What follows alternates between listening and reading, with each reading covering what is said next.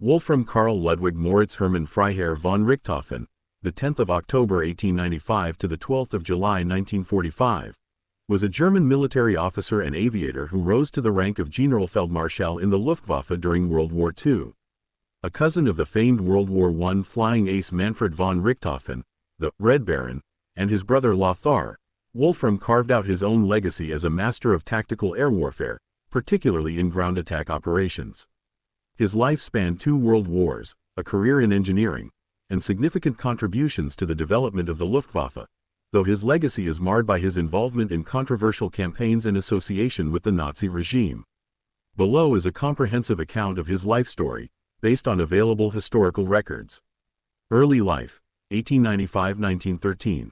Wolfram von Richthofen was born on the 10th of October 1895 at the Richthofen family estate, Gut Barsdorf, now Bartoszałek, Poland, near Strigo, Strigom, in Lower Silesia, then part of the German Empire.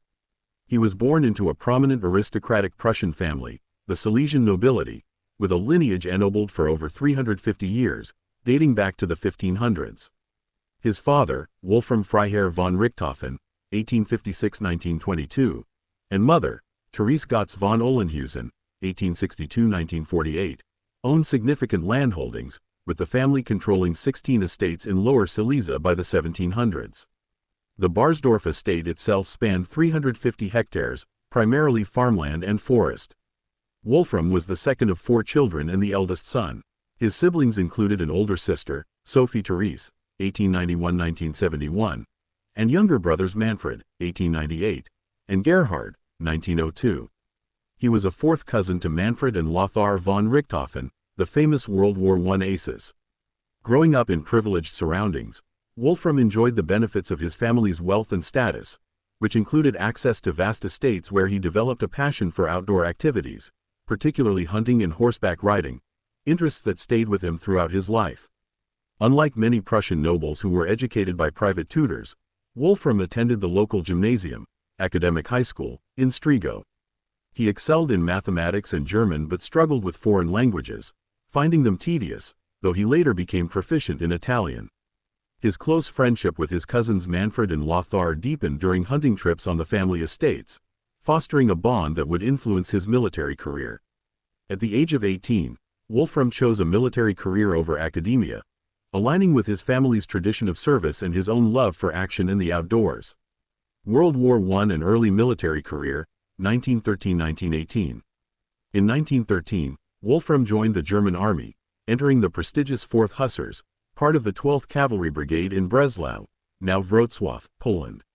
He attended the Kriegsschule, War School, in Kassel and was commissioned as a lieutenant, in 1914, just as World War I erupted in August.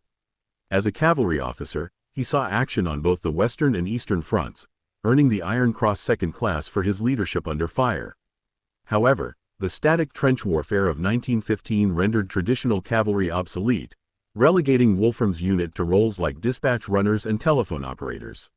Frustrated by the lack of action, he followed the example of his cousins Manfred and Lothar, who had transferred to the Luftstreitkräfte, German Imperial Air Service, in 1915. Wolfram completed flight training in the fall of 1917 and joined Jagdstaffel 11, part of Jagdgeschwader 1, Fighter Wing 1, commanded by his cousin Manfred, the Red Baron, in April 1918. On the 21st of April 1918, during his first mission, Wolfram, as a novice pilot, was instructed to avoid combat and observe from above. During a dogfight, he was attacked by RAF Lieutenant Wilfred May, another inexperienced pilot. Manfred intervened, firing on May to save Wolfram's life, but pursued May at low altitude across the Somme, where Manfred was fatally shot down, likely by ground fire. The loss of his cousin deeply affected Wolfram, who continued flying and achieved 8 aerial victories in the Fokker D-7, earning ace status and the Iron Cross First Class before the armistice on the 11th of November 1918. His survival in the dangerous air war, where 6 other Richthofen cousins perished, was remarkable. Interwar years, 1919–1933. After World War I, the Treaty of Versailles dismantled the German Air Force, forcing Wolfram to leave military service. He pursued higher education, studying aeronautical engineering at the Technische Hochschule in Hanover from 1919 to 1922, and later at the Technical University of Berlin-Charlottenburg, earning a doctorate in engineering, Dr. Ing, by 1929. This technical expertise would later prove instrumental in his Luftwaffe career. On the 18th of September 1920, he married Jutta von Selchow, 1896-1991, a fellow member of the Silesian nobility who had served as a nurse during the war. They settled in Hanover, where Wolfram resumed his academic career, and later had 3 children. Wolfram, born 1922, reported missing in 1944, Gotz, born 1925, and Ellen, born 1928. In 1923, Wolfram rejoined the Reichswehr, the limited German armed forces under the Weimar Republic, serving in the Mountain Corps. He was promoted to Oberleutnant in 1925 and Hauptmann in 1929. From 1929 to 1933, he served as Germany's unofficial air attaché in Rome, working covertly to develop air capabilities in defiance of the Versailles Treaty, collaborating with Mussolini's regime.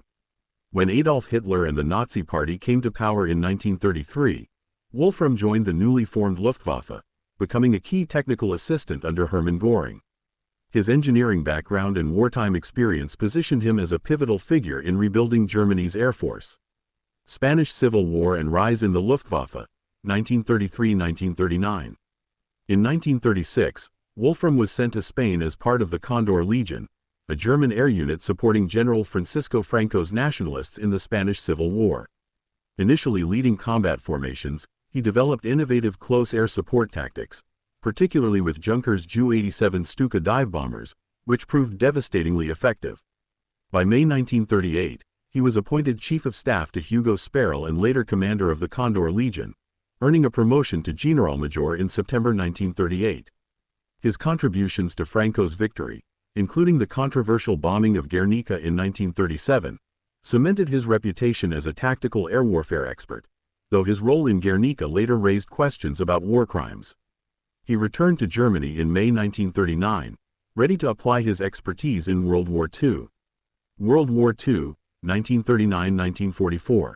With the outbreak of World War II in September 1939, Wolfram commanded Fliegerkorps 8, 8th Air Corps, a specialized ground attack unit. His leadership was instrumental in the Polish campaign, where his forces supported the blitzkrieg by targeting infrastructure and troop concentrations, including the bombing of Warsaw.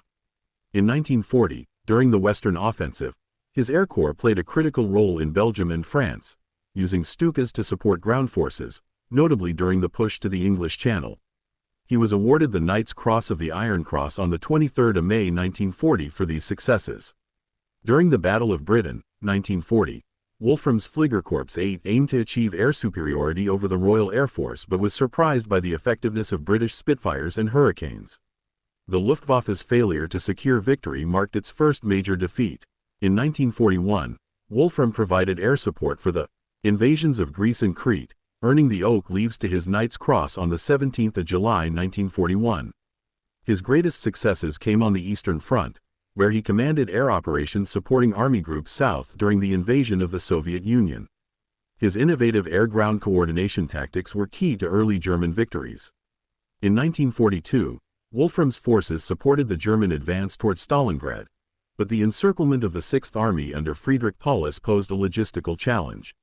Over 72 days, his air units delivered 8,350 tons of supplies but suffered heavy losses, with 488 aircraft and over 1,000 crewmen lost. Despite these efforts, the German defeat at Stalingrad was a turning point. On the 17th of February 1943, Hitler promoted Wolfram to Generalfeldmarschall, making him Germany's second youngest field marshal at age 47.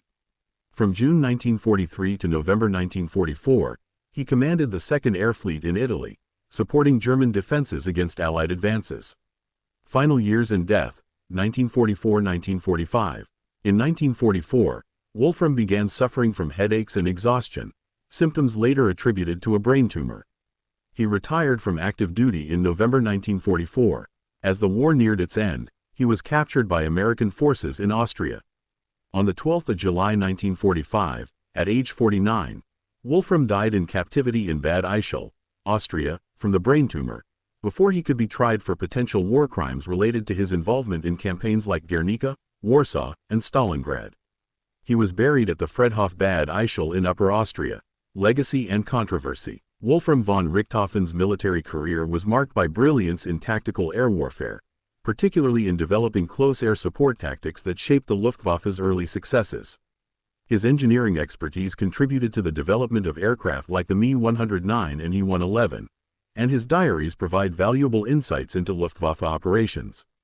However, his association with the Nazi regime and involvement in devastating air campaigns, including the bombings of civilian areas, have sparked debate.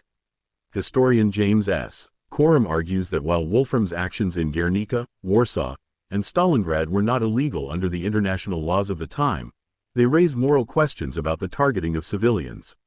Wolfram's legacy is often overshadowed by his cousin Manfred, the Red Baron, but his impact on modern air warfare, particularly air-ground coordination, remains significant. His life reflects the complexities of a skilled military leader operating within the framework of a regime responsible for immense destruction.